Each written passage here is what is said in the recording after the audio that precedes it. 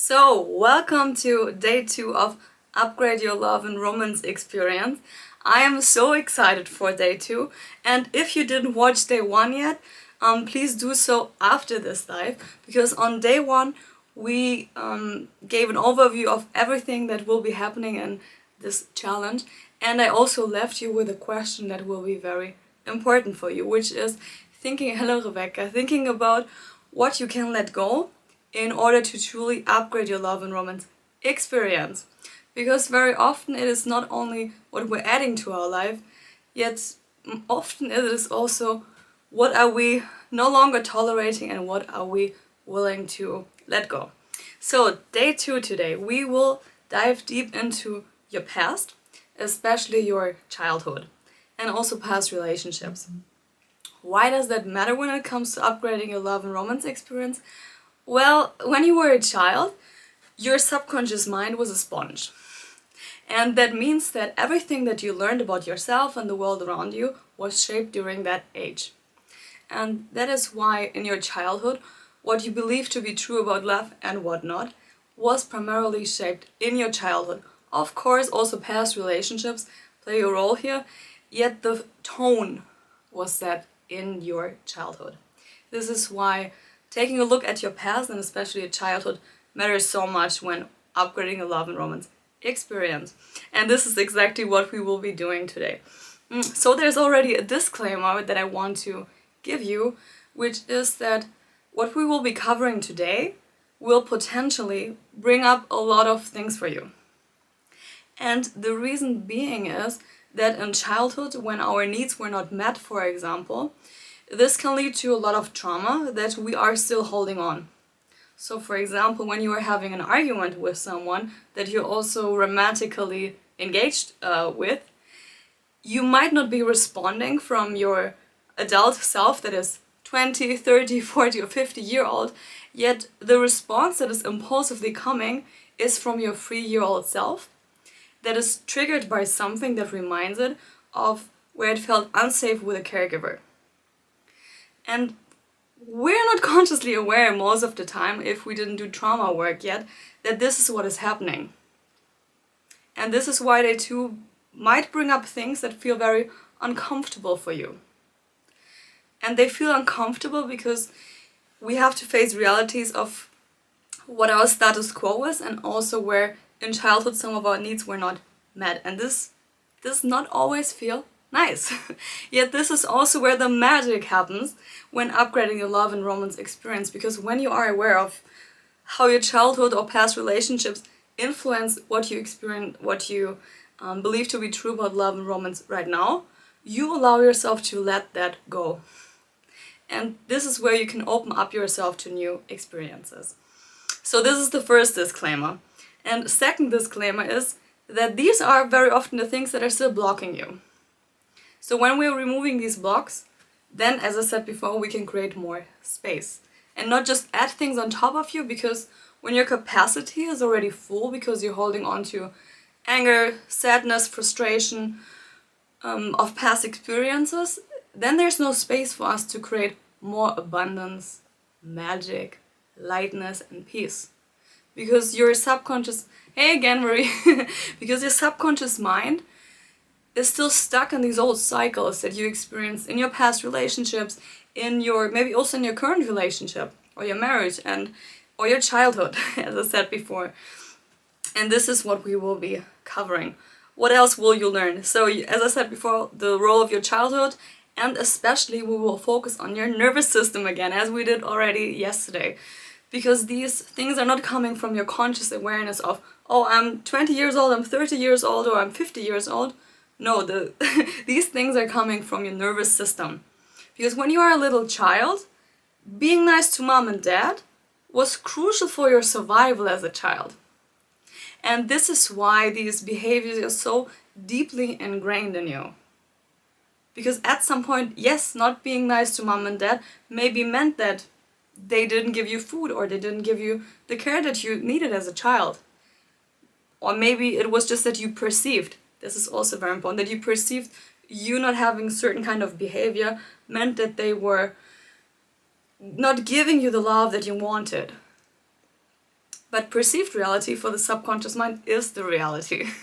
Even as a child, that might have not been the case. Mom and dad would have cared for you. You're thinking, oh, I had an amazing childhood. Nothing was wrong, quote unquote. I don't have childhood trauma. The thing is, it's not only things that happen to you, so it must not be necessarily like big trauma of my parents mistreated me, they were hitting me, they were screaming at me. It can also be that they were not there for you emotionally because they didn't have the capacity to do so, because they didn't have the tools to regulate the emotions or to know how to nurture you. Maybe your parents were working a lot, and in their mind they were thinking, oh, I'm doing something good for my child because I'm working so much. Yet for you as a child, that might have meant that, hey, mom or dad or whomever was taking care of you is not there for me because they are physically not present with me. Because as a child you might not understand that your parents are working to provide for you. As a child you feel maybe abandoned. And this is also why as a child you might learn that, hey, when I'm loving someone, it means I'm giving up everything that I am to just provide for them. If this is what has been modeled to you. And this is where often a sense of abandonment can come in.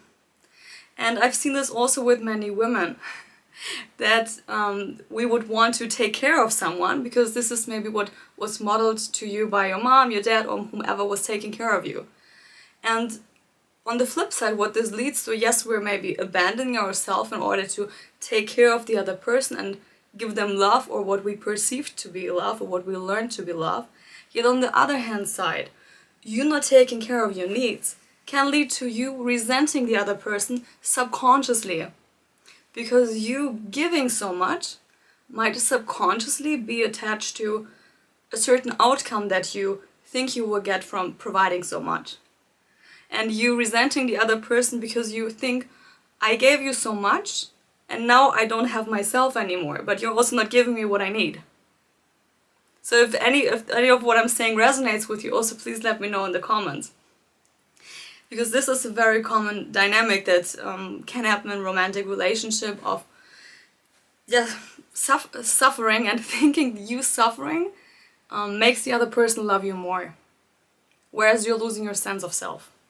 So this is one of the things that can be holding you back in trauma, this kind of mindset of thinking, I have to give up myself and not take care of myself and not do what I enjoy doing because I have to live only for this other person. And this is what can happen with a lot of moms, for example, that as a mother, before maybe you were a woman and you were busy or your only thought was, I'm dating this person, maybe then I'm getting married to this person, and now suddenly you have kids and you have a new role. And what can happen is you taking on this new role can mean that you might give up your sense of just being a woman, of just enjoying yourself in life as well, and thinking, hey, I also have needs. It's not just the kids that have needs, that I have to take care of the kids, it's also you who has needs. So this is why, especially as a mom, it's also important to do this inner child work. Because when you are a parent, you can say a lot of things, yet in the end your children will mainly learn from you what you're modeling to them. And if you model to them that, hey, as a mom, you have to, I'm putting the quotation marks, you have to lose yourself in order to provide for your children, this is the behavior that the subconscious mind is learning. And this might also be what you have been learning as a child. Now, what will we do today? We will also dive into how can you break these patterns that might be unhealthy for you, might still be blocking you, because this is essentially how we can upgrade your love and romance experience. And the reason why these experiences from your childhood are essential is because your nervous system, as we also covered yesterday, it seeks familiarity. And what is familiar to the nervous system is perceived, putting quotation marks, perceived safety. Because the nervous system always wants to recreate what it knows. Because as we said yesterday, the only job of your nervous system is for you to survive. So it wants to do anything in its power to keep you alive. And that means repeating familiar patterns. Even as I said yesterday, these patterns might be very toxic and do not give you the kind of love and romance experience that you desire. And one of the ways that we are telling your nervous system that, hey, I don't want this anymore, is by doing neurological fitness exercises, as we did yesterday already, to rewire what feels safe and familiar to the nervous system. Because maybe right now your nervous system is in a state of survival. So there are 4 survival states. We have fight, flight, freeze, and fawn. Fawn is not talked about very often. And these survival states, as I said yesterday, prevent you from accessing higher levels of not only awareness, but also higher levels of being connected with your body and in the present moment. And the fawn response, for example, is a response that, as people pleasers, can be very natural to us, because the fawn response is when you want to please your caregivers. And this is a response that people pick up also in childhood, because if you are a child, having the survival mechanism of being nice to mom and dad is a very smart approach to have if you want to get food and care. So this might be a pattern that you had as a child, or also it can be generational trauma that was passed on in patterns. So there's an amazing book that I love, which is called It Didn't Start With You. So this might not be just your childhood trauma, it might also be the childhood trauma of your mom, of your dad, or of your grandma, and they pass it on generation to generation to generation, and you can be the one breaking the cycle. Not just for yourself, but also for everybody who comes after you, because you are learning new coping skills that support you in breaking free from these survival states.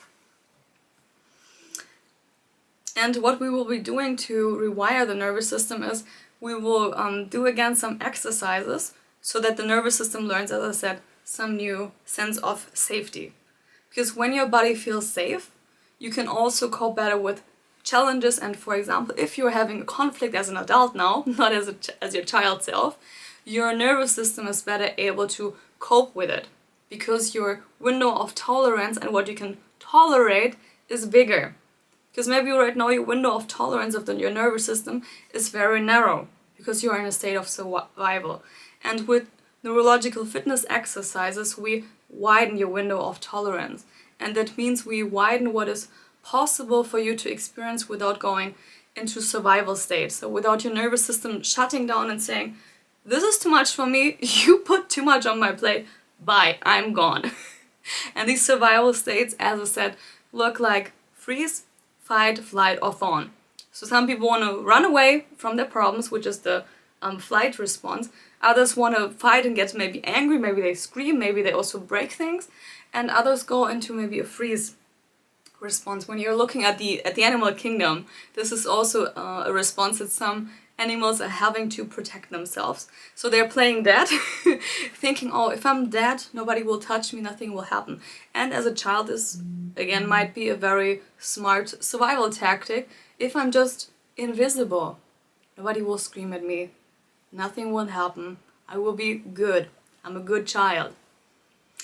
Yet, as I said, as an adult, these behaviors might be preventing you from connecting deeper also with your partner or with someone who you are dating right now, because your window of tolerance is so narrow that maybe any minor inconvenience leads to you shutting down, wanting to run away, screaming.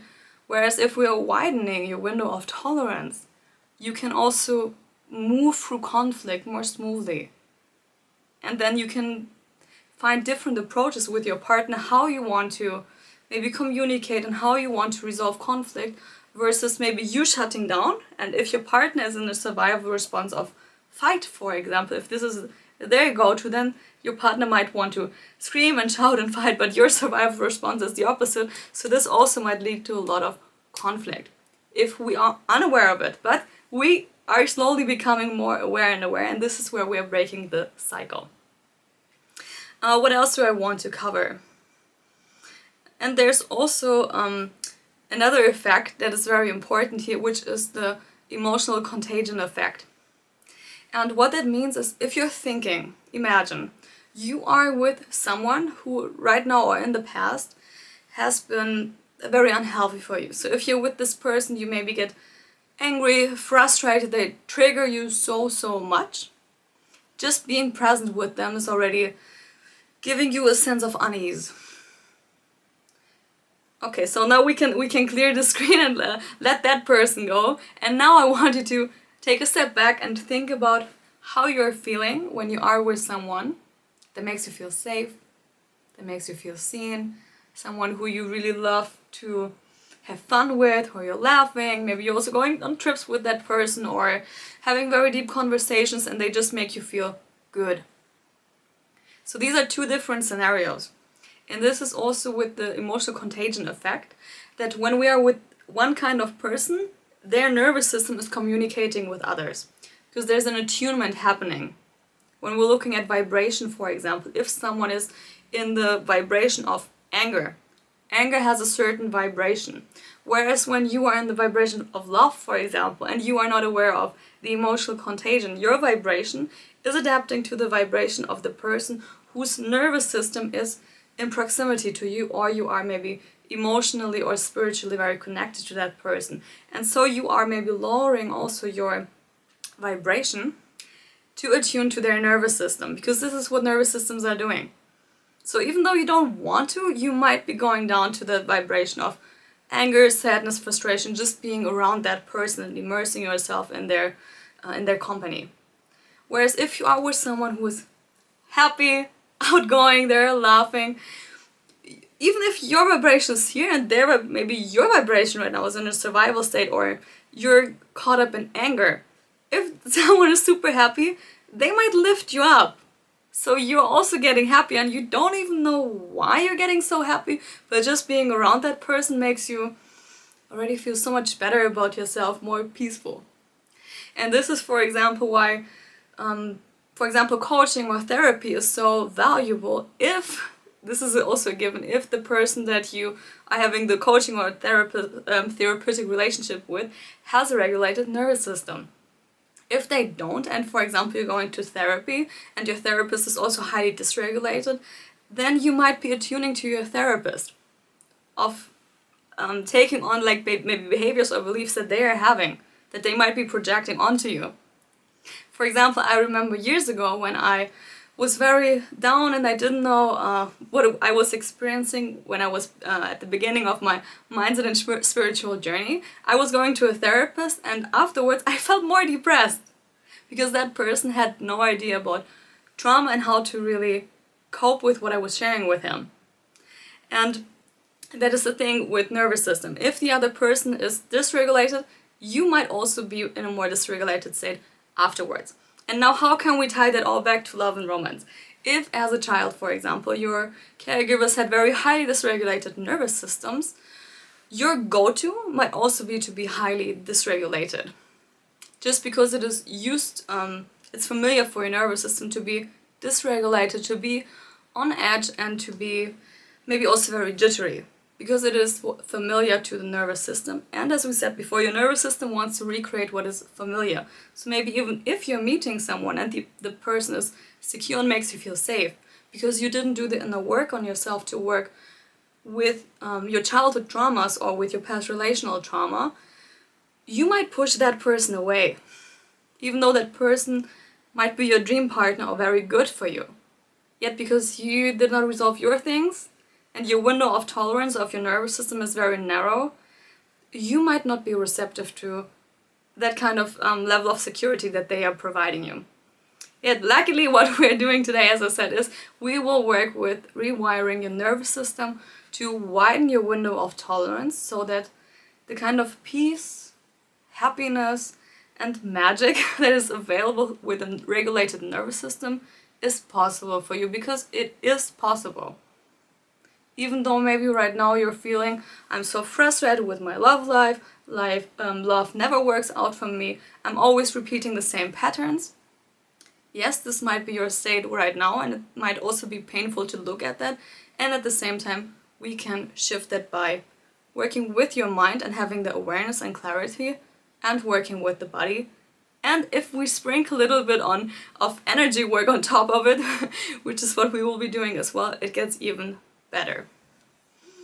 So let me see what else we covered today. So we're already 20 minutes in. Okay, that's great. So we're still on on track with day 2. Let me see what else I want to cover. Yes, that also fits very well with what I just said, is the attunement. For example, if you are someone who is an empath, if you identify yourself as an empath, as an empath and as a people pleaser, this emotional contagion might be very attractive for you. Because as an empath, and if you're an empath, please let me know here in the comments, or if you're a recovering people pleaser as me, I would also like to know. Because as an empath, it is very attractive, as I said, to fix people, to save people. Hello, I like to see more faces here. It is very attractive for you as an empath to have that dynamic. And then on the other hand side, what you might be attracting as an empath is somebody who is maybe not in a safe and secure place to receive the kind of love, romance and commitment that you might be desiring, yet they might be in a very wounded place.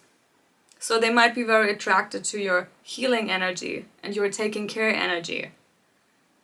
Because as an empath and as a people pleaser, this might be something that you naturally want to give to someone.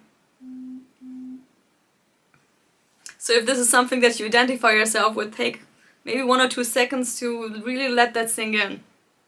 Because this is an aha moment that can be the switch between you choosing toxic partners, or someone who's toxic at least for you, versus you no longer engaging in that pattern. Because I know for myself, for example, I'm a recovering, as I said yesterday, recovering people pleaser. And I know for myself I have a lot of healing energy. This is also why I'm a coach in the first place, because I love helping people. It is natural for me. It is what gives me energy. And I just enjoy it so much. Yet on the flip side, if you have this kind of energy, you have a lot of healing energy, you might not want to bring all of that when looking for a partner. Because you then might subconsciously look for projects and people to fix, versus you looking for a partner who's on eyesight with you. And again, this is something that I see a lot with women, when we are coming from a place of not being fully embodied in our feminine energy, versus coming from masculine energy, trying to fix the other person, trying to be the provider, even though we might want to date someone who's in their masculine energy. Yet because we are so much in the masculine energy, yes, yeah, yeah. So I'm just saying that for everybody who's watching the recording. So the question here is, can you not attract secure partners if you haven't done the work on yourself? You can attract the secure partners for sure, because someone who is secure might still be attracted to you. Yet on the other hand side, if you didn't, if you're not becoming aware of your patterns and you're not actively working on them, then you might push a secure partner away. And I'm giving an example of something that I said yesterday, which is the anxious and avoidant dynamic. If you are someone who is anxious, you might be craving, or your nervous system at least might be craving, the dynamic of someone not choosing you. Because this is the anxious and avoidant dynamic. And if for your nervous system you are used to people not choosing you, then someone who is secure, calm, gives you reassurance, meets your needs, you might perceive this person to be super boring. You might think, wow, you have everything I want, but somehow you're so boring. You're not triggering me. You're not driving me crazy. I'm craving this intense chemistry and butterflies that I had with this other person, even though they treated me like a piece of garbage. Yet because this is what your nervous system is familiar with, this is what you might be craving. Yeah, thank you for the hearts. This is what you might be craving. Yet if you are aware of that, that you say, hey, I know that I am someone who is recovering from this anxious attachment style and I'm making an effort to break this pattern, then yes, you can absolutely be with someone who is secure. And that person might be, as I said, be way more healthy for you as someone, if you are anxious, as someone who is avoidant. Because they don't drive you crazy, they don't make you super obsessed with them. They just give you security and reassurance.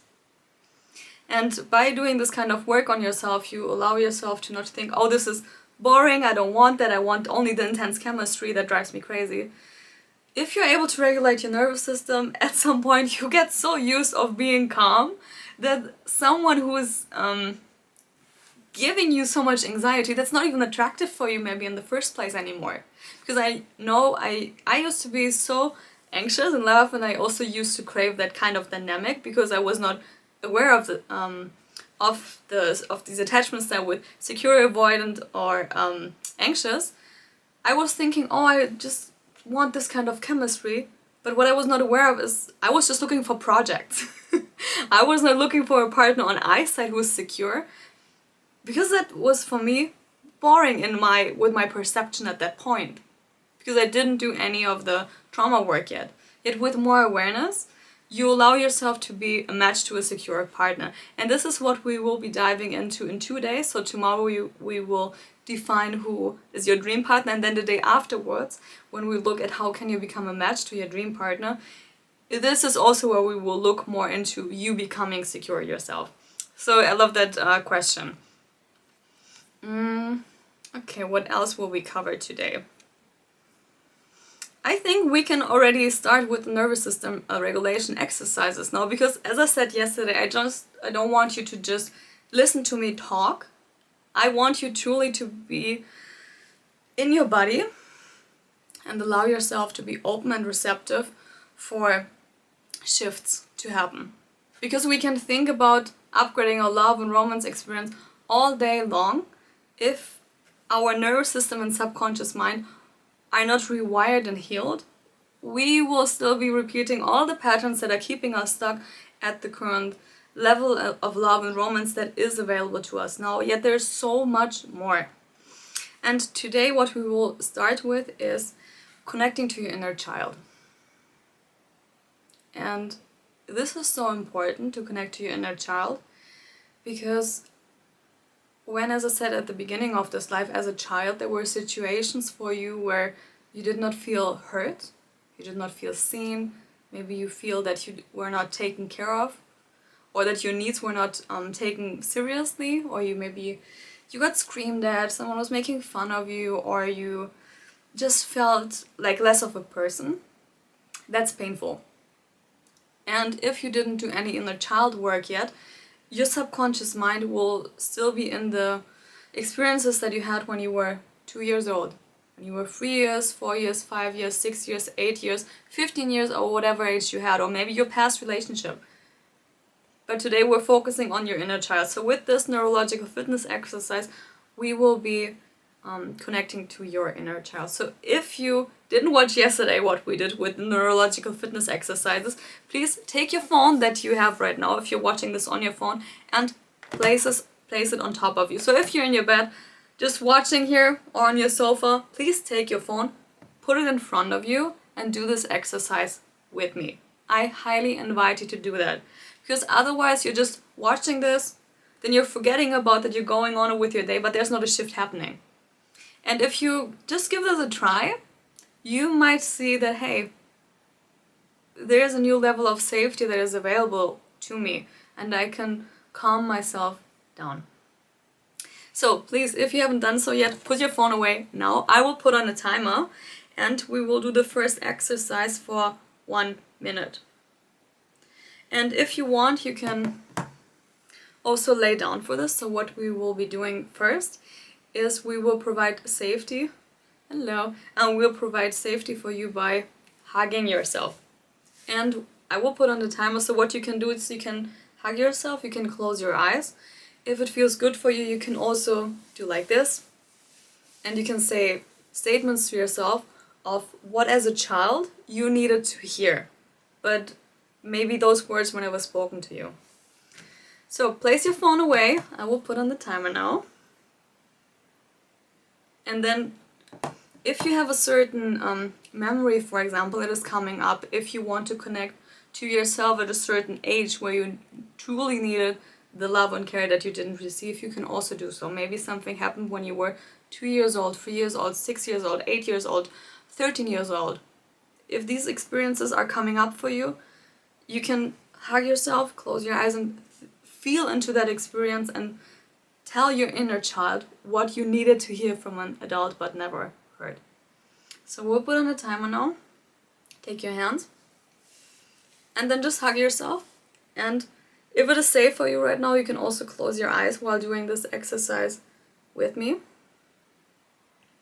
And you can take a deep breath in through your nose and out through your mouth. And another deep breath in through your nose and out through your mouth. And just breathe with your own pattern that feels comfortable to you.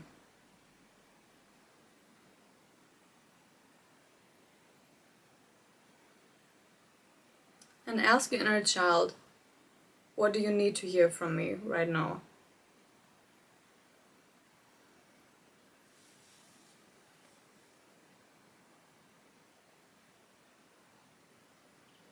And if it is safe for you, you can also say these things out loud. And you can now slowly open your eyes back and come back to the room now with me. And if you joined here live and if you did the exercise, I would love to know if anything came up for you, how that exercise felt for you. Or also if you are watching the replay, please let me know in the comments how this exercise made you feel. And this hugging exercise is an exercise you can do anytime when you feel misunderstood from another adult, or if anything is coming up for you, maybe you're experiencing anger, sadness, frustration. You can just give yourself a hug and close your eyes and feel into your body and ask your inner child, what do you need right now? What do you need? What do you need me to say? What do you need to hear? Because one of the things I also say to my clients is sometimes we are so much in our head and so disconnected from our body that we don't even know if we're thirsty. Now I feel that I'm thirsty, for example.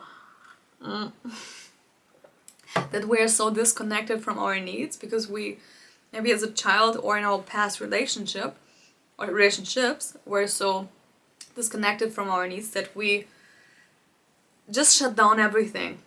Also, when we were in school, this is one of the things that we learn. When the teacher is saying, hey, you cannot go to the bathroom right now. And as a child, you're thinking, but I really have to go to the bathroom. I'm really hungry right now. I really want to drink something right now. Yet the adult in front of you is telling you, you cannot do this right now. You can't have that. And the experiences that I described earlier, it must not necessarily be something that you experience from your caregivers. The trauma that happened to you, it can be also from someone who was your teacher, your grandma, your grandpa. When you were playing sports, someone who was taking care of you there. So these kind of experiences can happen with anybody. Yet this is why it is essential for you now as an adult to comfort yourself. Because this is one of the things that supports our nervous system in calming down. And this is now, I saw so many new moms joining me. What we can, when we're working with, not working just, but when we're communicating with children, one of the things that we can do to calm the child down is when we are having a regulated nervous system and the child is around us, we are allowing the child to attune to our nervous system. Because we took care of our nervous system to come into a place of calmness. So we're able to also calm the child down. So for example, when the little child is having a glass, and they're spilling it all over the table, you might want to maybe scream at that child. Because this is something that you experienced as a child. Maybe you were screamed at.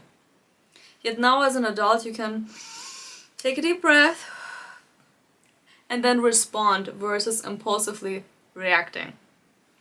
So this was the first exercise. Now the next exercise that I would like us to do is an exercise that can be very supportive with trauma work. Because with that, we're doing again the hug, but this time we're giving it a twist. Because with trauma, what happens is that you are repeating certain eye patterns. And with the next exercise, what we will be doing is we are connecting both parts of your brain together by, so we're doing like this and then we're looking. Always, you can do that how you're comfortable with. So you could, for example, tap here and then look here. And then when you're tapping there, you're looking there. And this exercise is called butterfly tap. And as I said, it can help you with releasing trauma. So we will only do it now for a minute. Yet if you didn't do a lot of nervous system regulation exercises before, you might even want to do this for 5 minutes or 10 minutes. Yet, as I said also yesterday, please be mindful when doing these exercises when you're currently experiencing a lot of trauma. And if many things are coming up for you, take a break from it and then maybe come back the next day and then try it again. Because these kind of things can take time, and be compassionate and gentle with yourself. So if you're live here with me, again, I want to invite you to put your phone away to do this exercise with me. And also if you're watching the replay, don't just have your phone and watch me talk. Please give these exercises a try, because they potentially can change your life and upgrade your love and romance experience by you taking care of yourself first. I will put on a timer again so that we do this exercise for another minute. And then if you haven't done so yet, please get yourself comfortable to do this exercise with me. So you can place your hands here. I will put on the timer and then you can start tapping.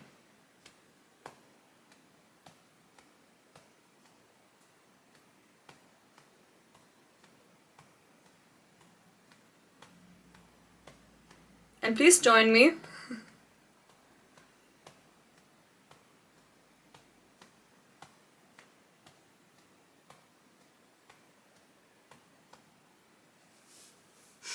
If you're live here with me, let me know afterwards how you're feeling.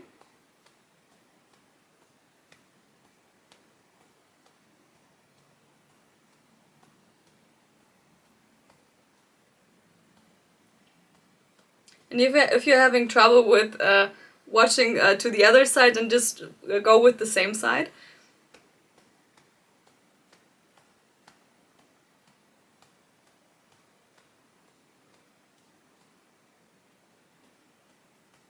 Because it's okay if your brain is confused by this. Just give it a go. And continue tapping.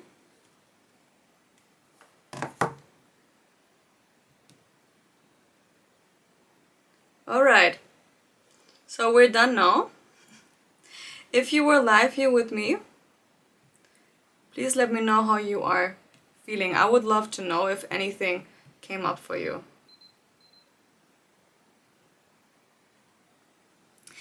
Or also if you're watching the replay, let me know in the comments how this feels.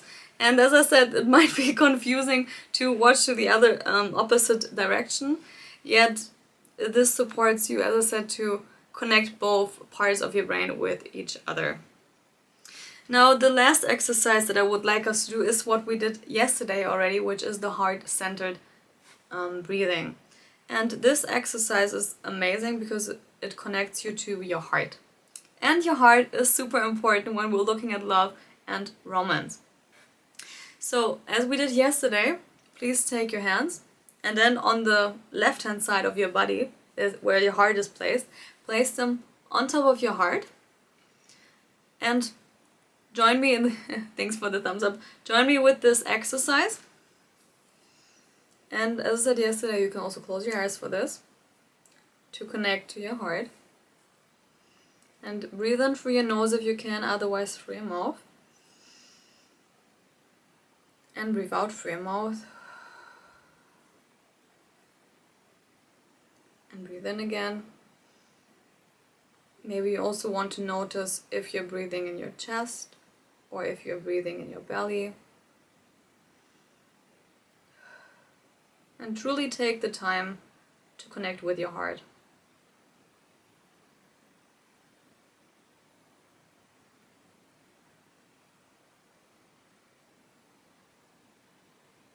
Maybe you're already feeling a warm sensation on your hand.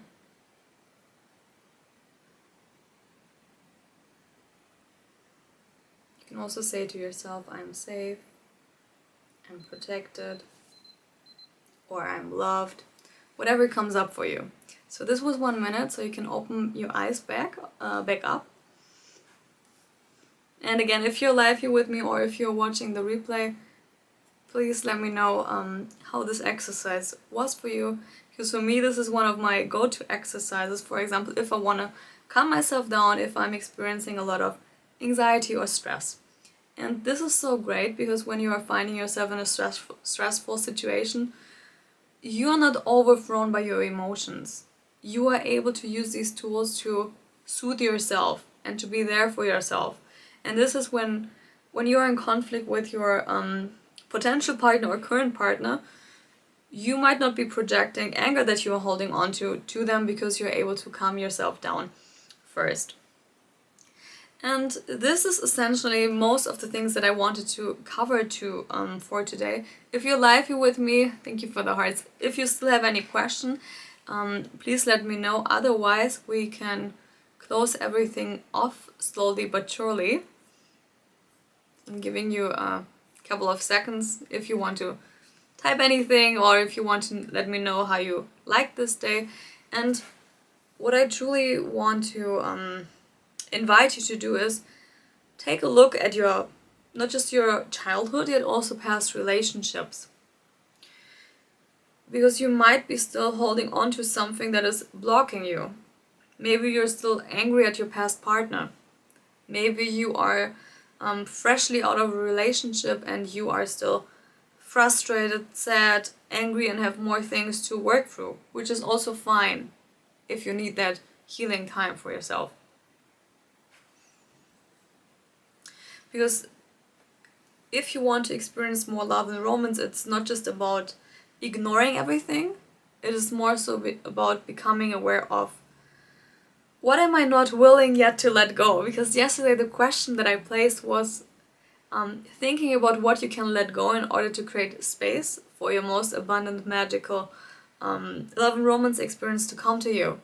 Because if you are not willing to let go of anger that you might still be holding on to, that last person that you dated who was not treating you nicely, what's the point of that? Maybe you're ignoring them, you're maybe talking badly or poorly about them, and you might think this is healthy processing, yet in the end, if you're doing that for a prolonged period of time, you might just be holding on to an unhealthy attachment that you had to them, which is then still holding you back from cutting the ties and then experiencing a different kind of love and romance where you are not stuck in the lower vibrations of frustration, anger, or sadness. And if, as I said, you are still experiencing these emotions right now, they are valid. And at the same time, we can decide for ourselves to work through them and lovingly release what is no longer serving you, which was the question from yesterday. So if you didn't answer the question yesterday, please do so today. And today I have a new question for you that I want you to ponder on for this day. And the question today is, the first part, how did you see love? Oh, there's I'm just reading that for everybody who's watching the replay. I wanted to point out that as an anxious, that being with an avoidant is not necessarily about being bored. It can help realizing our traumas. Let me see. Lack of self-love and confidence, our codependency, to work on it. Then the relationship with the avoidant is no longer the source of our stress. Yes. Exactly. That's a great point. So I was giving the example that I was giving earlier. It does not mean that as an anxious person you cannot be with the avoidant. You can also be with the avoidant if you are creating a dynamic where you say, hey, I'm communicating maybe also to the person who is avoidant what I need from them. And then it might also work if both are working on resolving these childhood things. Let me see what else you wrote. If we do the work, if the partner is not disrespectful and brings support. Exactly, yes. Thank you so much for pointing that out. This is exactly the thing. If we're both working on ourselves, so maybe you're right now, it gives hope to other anxious people. Yes, love that. Thank you so much for speaking on that. Exactly. This is what I said. If we are doing the work and we are willing to work through whatever we are experiencing with our partner, that's amazing. If you maybe started doing work on yourself and you are with someone, you're communicating to them your boundaries, your values, and what you desire, and they are adapting their behavior accordingly, and they are listening to you, and they are willing to work through it with you, amazing! That's great! If you then still want to give it a go. But if you are then met with empty promises and with the same dynamic that you had before, then also, especially as an anxious person, it might be time also to set boundaries and to say, what am I willing to tolerate and where do I see potential with a partner? What is here? Okay.